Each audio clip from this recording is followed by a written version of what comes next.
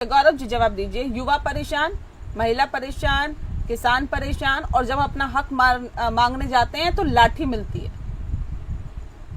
देखिए, जिन लोगों ने गोली बरसाई किसानों के ऊपर, जिन लोगों ने गोली बरसाई हिंदू कार सेवकों के ऊपर, जिन लोगों ने लाठी बरसाई साधुओं के ऊपर, जिन लोगों ने मजदूरों के ऊपर डाला में गोली चलवाई, जिन लोगों ने पत्रकार को मरवाया, वो इस तरह की भाषा बोले तो समझ से परे है। देखिए, अखिलेश यादव जी बौखलाहट में ये बयान दे रहे हैं और मुंगेरी लाल के हसीन सपने वो बहुत पहले से देख रहे हैं। उनको लगता है ऐसा कि जो बांग्लादेश में हुआ वही भारत में हो जाएगा, जो नेपाल में हुआ वही भारत में हो जाएगा, जो श्रीलंका में हुआ वही भारत में हो जाएगा और इनके सुनहरे दिन वापस आ जाएंगे। तो सुनहरे दिन तो जनता के हाथ में है ना।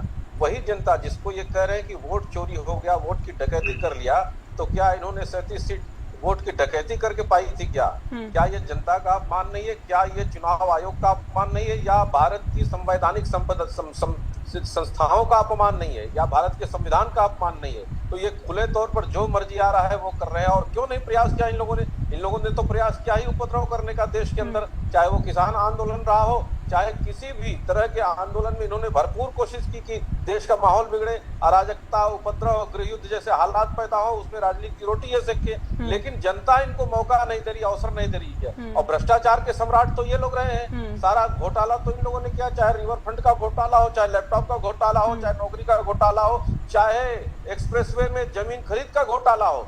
तो इसीलिए तो जनता ने इनको बैठा दिया। ये तो कह रहे हैं कि हर स्तर पर, देखिए ये पीडीए का भी जिक्र कर रहे हैं गौरव जी ये पीडीए का भी जिक्र कर रहे हैं और कह रहे हैं कि हर स्तर पर पीडीए की उपेक्षा हुई है, पीडीए को हिस्सेदारी नहीं मिली है। और याद रखना कि इसी पीडीए के कारण नेपाल में आग लगी है, तख्ता पलट हो गया है। इस सरकार को ये याद रखना चाहिए। तो नेपाल चले जाए अखिलेश जी, वही चुनाव लड़ ले, इनकी सिंपैथी बहुत है वहां पर। तो क्या जरूरत है यहाँ पे राजनीति कर? नेपाल एक संप्रभु राष्ट्र है, वो भारत का हिस्सा नहीं है। और नेपाल का उदाहरण दे रहे हैं यहाँ पर, इसका मतलब कि विदेशी ताकतों के साथ खेल रहे हैं क्या? इनका कुछ साठ गांठ है क्या विदेशी शत्रुओं के साथ? तो कहीं ना कहीं ये ब्लिंक, ये कुछ ना कुछ डायरेक्शन उनको बाहर से आता होगा, इसलिए ऐसी भाषा बोल रहे हैं। क्योंकि ऐसी भाषा तो इन्होंने बांग्लादेश के समय भी बोली थी, जब बांग्लादेश में उपद्रव हुआ था, जब वहां पर अपदस्थ किया गया था शेख हसीना जी को। तो भारत के अंदर ये शत्रु किस्म के व्यवहार करने वाली जो पार्टियां हैं, ये सबसे बड़ी खतरा है भारत के लिए। और इन्होंने जब जब शासन किया है तो भारत के लिए संकट ही पैदा किया है। ठीक है, भारत के लोगों के लिए संकट पैदा किया है। ठीक है, देखिए पीडीए का मसला एक बार फिर से आगे लेकर आया जा रहा है। जवाब दीजिए गौरव जी जल्दी से। मैं लौटती हूँ, मैं जवाब ले लेती हूँ। गौरव जी, ये उत्तर प्रदेश आज देश का दूसरा सबसे इमर्जिंग राज्य है विकास की दृष्टि से। दूसरी सबसे बड़ी अर्थव्यवस्था है, 44 योजनाओं में देश में प्रथम स्थान पर है। अर्थव्यवस्था जहां ये छोड़ के गए थे उससे 4 गुना बढ़ चुकी है। पर कैपिटा इनकम डबल से ज्यादा हो चुकी है उत्तर प्रदेश की। ये किस निद्रा में है, किस स्वप्न में है? और इनके समय में बहु बेटियां घर से बाहर नहीं निकल पाती थी। आज उत्तर प्रदेश में डेवलपमेंट हो रहा है, इंडस्ट्रियल डेवलपमेंट हो रहा है। 26 सिटीज जो हैं वो डेडिकेटेड फ्रेट कॉरिडोर और इंडस्ट्रियल हब से जोड़े जा चुके हैं। विदेशी निवेश उत्तर प्रदेश में आया है। सैमसंग की दुनिया की सबसे बेहतरीन यूनिट उत्तर प्रदेश में लगी है।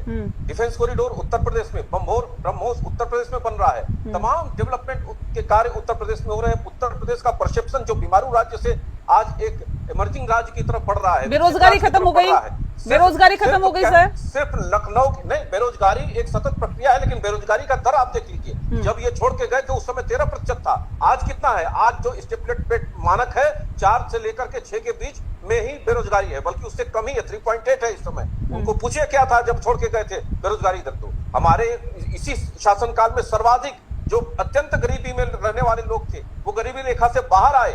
आज उत्तर प्रदेश में जितनी शुगर मिले इन लोगों ने बेची थी, 8 शुगर मिले तो इन्होंने बेची थी, और 13 शुगर मिल मायावती की सरकार में बेच दी गई थी। आज कोई भी शुगर मिल न बेची गई और न उसको किसी भी प्रकार से अबेंडन किया गया, बल्कि उसका कैपेसिटी बिल्डिंग किया गया, उसका कैपेसिटी उसमें आधुनिकीकरण भी किया गया। और सर्वाधिक गन्ना का मूल्य किसानों को इसी शासनकाल में मिला है। तो किसान खुशहाल है, खेती खुशहाल है, विद्युत मिल रहा है, सड़कें बन रही हैं, केवल state capital region Uttar Pradesh 13 expressway से लखनऊ जुड़ रहा है। आप ये बताइए, ये सब उत्तर प्रदेश का विकास दिखाई नहीं दे रहा इनको? और इसके बाद भी कहेंगे कि अब अराजकता होगी नेपाल की तरह और बांग्लादेश की तरह। ये चूंकि अराजकता के संस्कृति से पैदा हुए लोग हैं और इसलिए उत्तर प्रदेश में रक्तपात। विनय जी, धरातल पर क्या है? लेकिन दोनों तरफ से अपनी अपनी बातें की